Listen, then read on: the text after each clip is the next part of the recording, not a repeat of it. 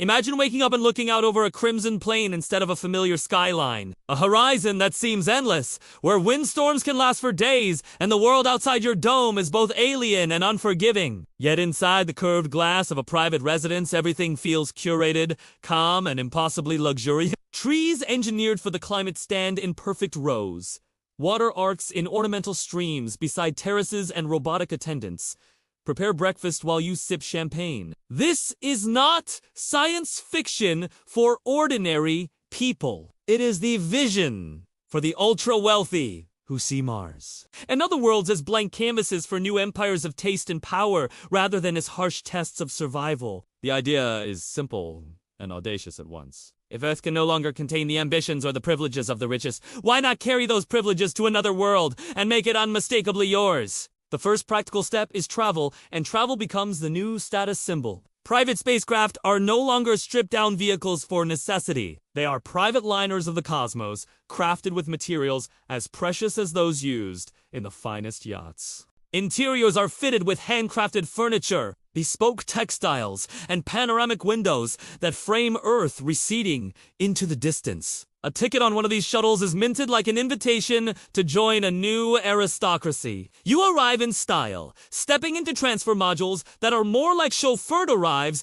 than logistics operations. The journey itself becomes part of the prestige. Photographs of climate-controlled cabins and personal suites circulate in glossy magazines. The ships are parked in orbital stations that begin to feel like exclusive marinas for the elite. To leave Earth is not escape. It is a declaration. Once on Mars, the transformation is radical and deliberate. Domes and sealed habitats are not utilitarian bubbles. They are designed environments where architecture and landscape design show off an extreme glamour of luxury. Crater rings become natural amphitheaters where private terraces cascade down rock faces. Architects layer technology into materials to simulate natural light and to craft horizons that look familiar yet curated. Private galleries store art moved carefully from Earth in temperature-regulated containers. Cellars keep vintages safe for generations. Indoor orchards grow, fruits selected to celebrate taste rather than necessity. Pools reflect artificial skies, and private theaters screen operas or films as if the world outside were merely a stage set. Control of environment becomes the ultimate luxury. Systems for air circulation, humidity and temperature run on redundant energy networks, blending advanced nuclear microreactors with large-scale renewables. Water is captured from subsurface aquifers or reconstituted in closed-loop systems. Waste is processed and reborn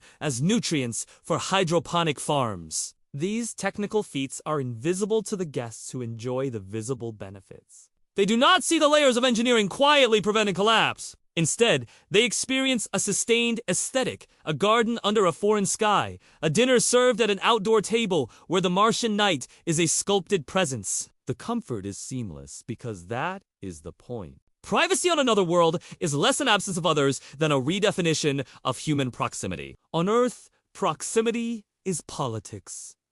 On Mars, it is choice. Domes act as sovereign zones within which owners define social rules. Contracts determine who can visit, what behaviors are acceptable, and which images may be published. Legal teams draft custom agreements that test the boundaries of existing treaties. The question of ownership is complex. International law forbids national appropriation, yet corporations and individuals create legal structures that resemble property. Private companies will offer long-term leases or exclusive usage rights, and markets will form around those allocations. The wealthy plan these frameworks strategically. Ownership, in practice, becomes a mix of contract law, private governance, and the physical reality of who controls the gates. The human labor that sustains all of this is vast and invisible. Engineers, medical teams, agrotechnologists, maintenance crews, and hospitality staff operate the hidden infrastructure that keeps the domes alive.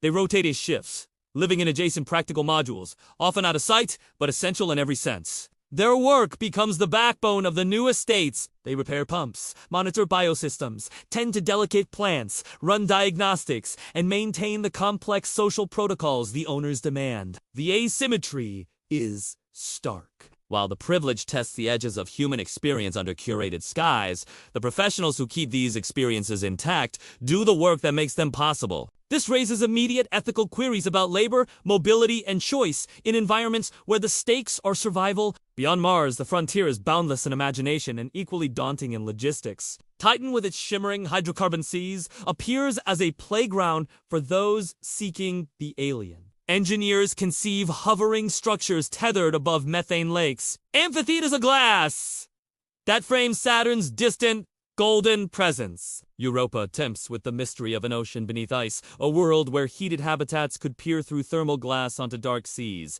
that glow with life.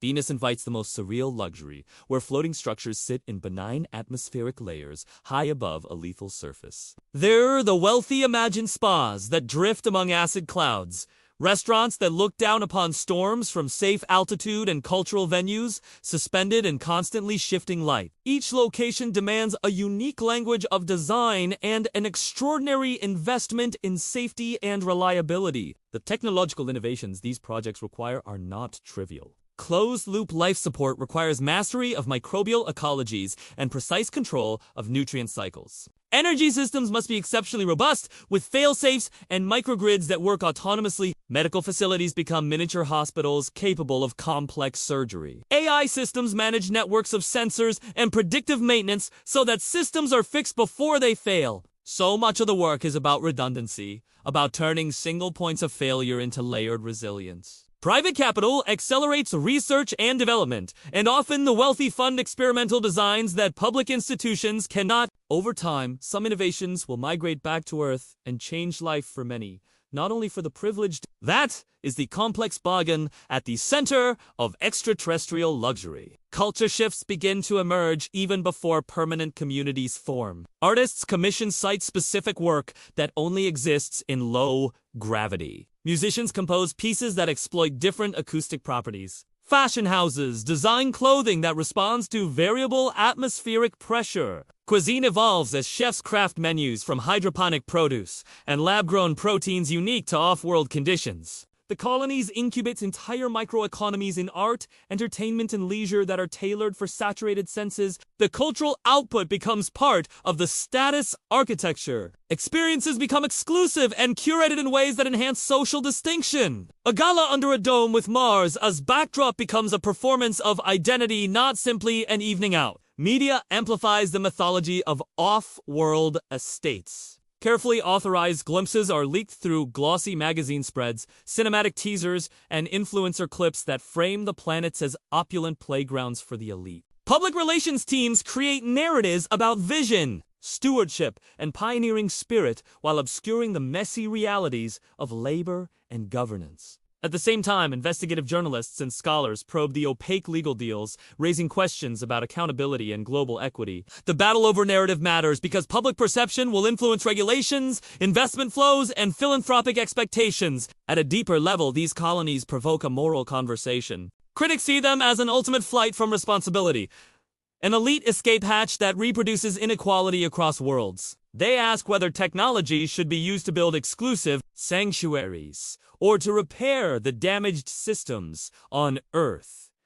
Proponents claim such private ventures speed innovation and create options for humanity when planetary boundaries are stressed. The truth is rarely absolute.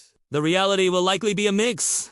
Private capital will push frontiers, but public frameworks and collective action will determine whether those frontiers benefit broader humanity or merely ossify new forms of privilege. The question of legacy drives many decisions. For some owners, the goal is not simply a weekend under alien skies, but the inscription of a family name into cosmic history. Estates become museums of lineage. Vaults hold heirlooms and artworks intended to communicate status to descendants or to bequests that last centuries. Cryonic facilities for curated hibernation appear as another option for those contemplating time horizons beyond a single lifetime. For such patrons, the planet is not just a place to live. It is a stage on which a projected dynasty can continue across generations or rebound after global disruption. That impulse to secure memory and influence across time is powerful and shapes design choices focused on permanence. Yet, even the grandest plans are fragile to the vicissitudes of scale and politics. What starts as a private dome can become a contested site as populations grow, as new entrants arrive, and as agreements shift. Markets expand.